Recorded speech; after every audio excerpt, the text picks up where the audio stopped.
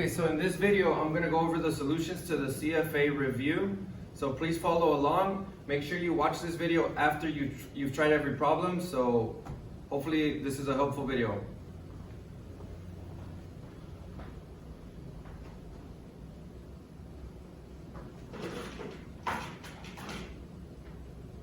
Okay, so the first one, they tell us that the formula is V equals S over T. Now they give us units for S and for T. Here we see that S is kilometers and T is represented by hours. So all we have to do is replace S for S for kilometers and T for hours. So this is all we did, replace for the units. Therefore, the answer is kilometers per hour. So kilometers per hour, that's B.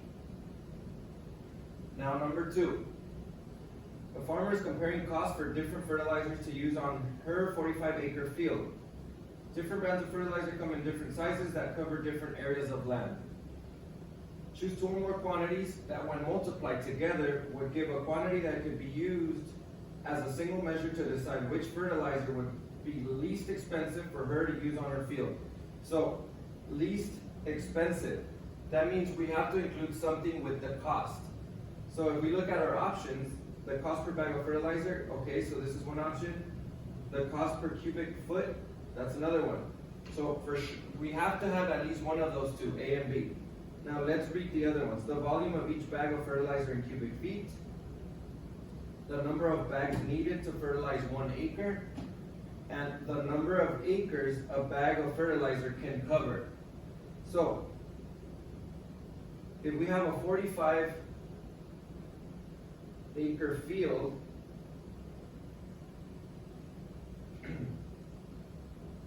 we want to know the number of bags that we're going to need per acre. Once we know how many bags we use for 1 acre, we can multiply that by 45, and to find the cost, we have to find the cost per bag of fertilizer. So options A and D. If we use A and D, that means we're going to check how many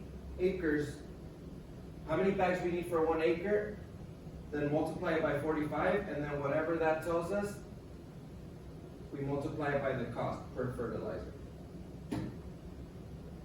So for example, if we need 3 bags for 1 acre, that means we're going to need 3 bags for 1 acre. There's 45 acres, so multiply 3 times 45. That equals 135. So now that we know we need 135 bags, we can multiply that by times the cost per bag of fertilizer. So A and B would be the 2 that we multiply. Okay, number 3. So number 3 says the cost for data on an SB mobile phone plan is $20 per gigabyte. The graph shows the cost C after the customer uses G gigabytes of data in a month. Each of the following sets of numbers represents dollars. Assuming the graph is correct, which set of numbers is most appropriate to label the tick marks along the vertical axis, which represents cost? So this is cost. Now, we know that every gigabyte, which is down here, every gigabyte costs $20. So for 1 gigabyte, what is the cost? $20. 2 gigabytes is going to cost us $40. 3 gigabytes, $60, and so on. So which of these options gives us the values on the y-axis or the vertical axis? The answer is D. 20, 40, 60, 80, and so on. Okay, number 4. So number 4 says, let A and B both represent rational numbers. Select whether each expression is always, sometimes, or never a rational number. So, if we're subtracting 2 rationals, do we never get a rational answer? Do we sometimes get a rational answer? Or do we always get a rational answer? And from yesterday's lesson, we were able to see that no matter what 2 rationals you choose, when you subtract or add them, we always get a rational back. An example would be square root of 4 minus square root of 1. Well, we know this is 2 minus 1 equals 1. and that answer is irrational. Therefore, we know it's always, unless you can find a case where it is not, then we're going to click sometimes, and if it's never, that means we're never going to get a rational answer. But for the first one, we get always. Multiplying two rationals. So for example, multiplying square root of 25 times 1/5. Square root of 25 is 5 times 1/5 gives us 5/5, which is equal to 1. That's a rational. And if you try many cases, you'll see that you always get a rational answer. This is just for you to show some examples or some work if you need to. Number 5. Your aunt is sewing matching dance costumes for all of the cousins. She is using trim that comes on rolls of 300 yards, and each costume uses about 8 yards. Let Y represent the trim, the length of trim left on the roll after X costumes. Write an equation representing the situation. So the equation, Y equals, my initial value is 300. I start off with 300. My rate of change, I'm subtracting 8 yards. For each costume, I'm taking away 8 yards from the 300. So now that we have that, my equation would be negative 8x plus 300. Notice how they asked us to use x and y. X represents costumes, so we're taking 8 yards for every costume, which will give us a total of the length of the trim, which is y. So now, that's our equation. Now we have to find the appropriate window. Now, the shortcut that we used in class was dividing 300 by negative 8. If we divide these, we get 3 point something. I'm sorry, 30 point something. So, that means that on my x-axis, I need to have something that is greater than 30 point something. So let's say it was 30.5. Or let's check. So if you use a calculator, 300 divided by 8 gives us 37.5. So this was 37.5. 37.5. And remember, the y has to go from 0 up to this value right here. My y has to go from 0 to whatever this number is. So 0 to 300. So now we have to check which of these windows is appropriate. 0 to 30 on my x, that does not satisfy because I need at least 37, so this is out. So this is a no. 0 to 40, okay, that works. And y, 0 to 250, that is not big enough. Therefore, this is no. We need at least 300 for y. C, 0 to 40, that works. 0 to 400, yes, this works. That's big enough. Last one, 0 to 40, that works. 0 to 30, nope, we need 300, not 30. Therefore, this is no. Okay, number 6. This says, Raymond wants to store his photo albums. He goes shopping for boxes. He is looking at the smallest one with a square base. He thinks that if he gets a box with double the height, then it will have more space than if she got one, or he, that's a typo, that has double the side lengths on the square base. So, we're talking about the base, the volume of a cube or a box.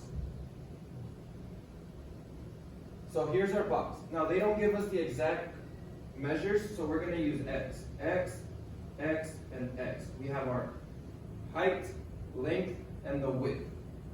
They all represent x. Now, this is the original box. To find the volume, you have to multiply length times width times the height. So we're going to multiply all three. So the volume equals x times x times x, which equals x cubed. We have not gone over exponents, so make sure this should be reviewed though from middle school. X times x times x equals x cubed. That's the original box. Now if we double the height, that means we're going to add another box up here. This was x, x, and x, but now we're doubling the height. So now we have x plus another x. So my height is now 2x. So this is doubling height. If we double the height, now we have 2x times x times x. So the volume is 2x times x times x. So 2x times x times x is going to give us 2x cubed. Now the last one was doubling the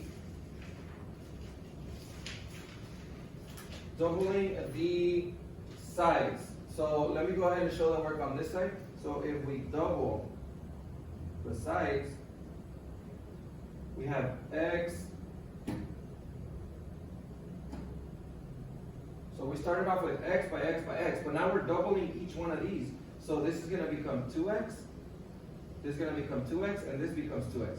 So now the volume is going to be 2x times 2x times 2x. When we multiply these out, 2 times 2 times 2 equals 8. X times x times x is x cubed. So now, we can compare the measures. The original box was x cubed. Doubling the height is 2x cubed. And doubling the sides is 8x cubed. So let's check which one of these options makes sense. The first one, doubling the height makes the volume 2 times as great. That's true. We can see that right here. If we double the height, we get twice as much as the original. So that's true. Doubling the sides of the base makes it 8 times. So if we double the sides, that makes it 8 times.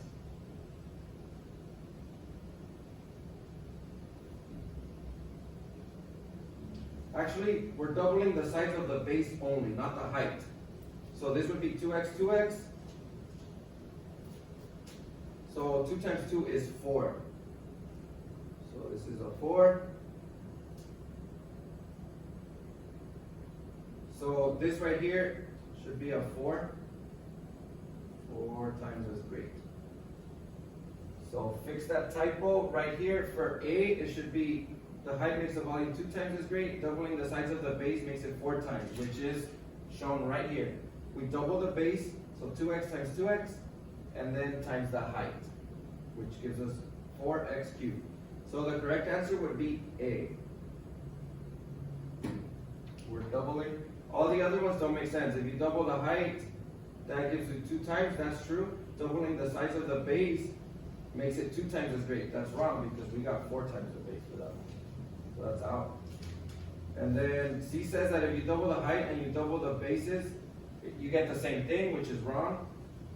And then this one says doubling the height gives you 4 times. That's wrong. If you double the height, it's only twice as big as shown here. So A is the correct answer. I'm sorry for the typo. Please fix it. That should be a 4 instead of 8. Okay, number 7. Number 7. Now, we didn't really go over these unit problems, but this is how you solve it. It's very similar to number 1. S equals 2B plus PH. All you have to do is substitute the units. So 2B is represented by centimeters squared. So centimeters squared. Plus P is represented by centimeters. And H is represented also by centimeters. So there we have the units. 2 times centimeters squared is going to give us 2 centimeters squared. Plus centimeter times centimeters is centimeters squared. Anytime you multiply two things that are the same, you just square it. Just like if we were doing 2 times 2, it's 2 squared, which is 4. If you're doing x times x, it's x squared. In this case, centimeters times centimeters is centimeter squared. Now, we're adding 2 centimeters squared plus 1 more centimeter squared. That gives us 3 centimeters squared. Now, we all freak out because there's no 3 centimeters squared. But you got to read carefully. You want the units. You only want the units. So the units are just the centimeter squared part. So C is the correct answer. Number 8. Very similar. Replace everything. F equals G m1, m2, t squared. Let's replace. G is the same as kilometers cubed over G times S squared. And then we have M1 and M2 are represented by G, so G times another G, because we have 2. And then D is represented by kilometers, so we have kilometers squared.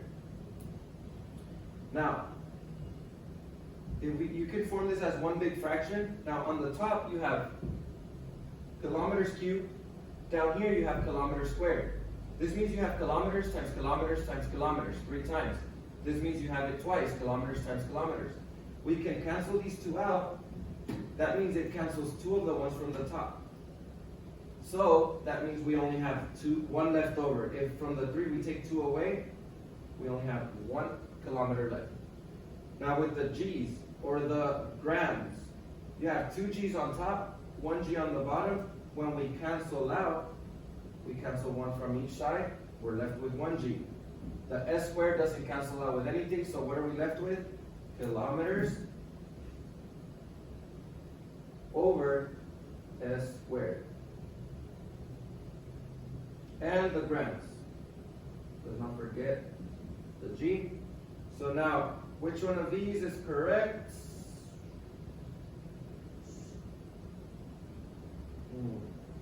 Again, this is a typo. It'll be fixed on your quiz. On your paper, they should have a square right here, so it should be option B. Number 9. EP equals mgh. Let's substitute. M represents, oh, that's grams. G is written as kilometers per S squared. And H is represented by kilometers. If we write all this out, we're multiplying G times kilometers times another kilometers, and then the S squared is on the bottom. Kilometers, sorry. So there's our formula. G times kilometers all over S squared. Kilometers times kilometers gives you kilometers squared. So this becomes G kilometers squared over S squared. So my final answer for this one would be also B. Number 10, the last one. You have a fish tank that is slowly losing water from a crack. The water in the fish tank initially is at 17 inches of height. It is losing 3 inches of water every minute. Okay, so now we have to create an equation and find the appropriate window for this situation. The equation is y equals, we start with 17 and we use 3, so we're losing 3 and we started with 17. So now,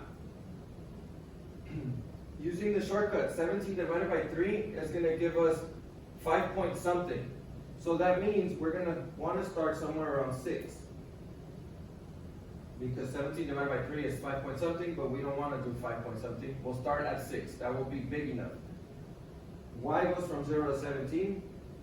Now, the question is, how many inches of water will be in the tank after 4 minutes? So what you have to do is substitute the 4 for x.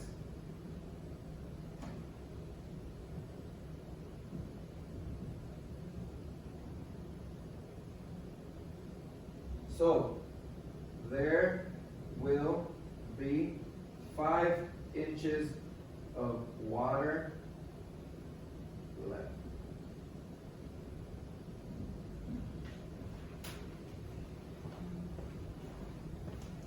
There are the solutions to the 10 questions. I'm sorry about the typos. Those will be fixed on the test that you have. So as long as you follow along with the work, everything should be fine. Thank you for watching. Hopefully this was helpful.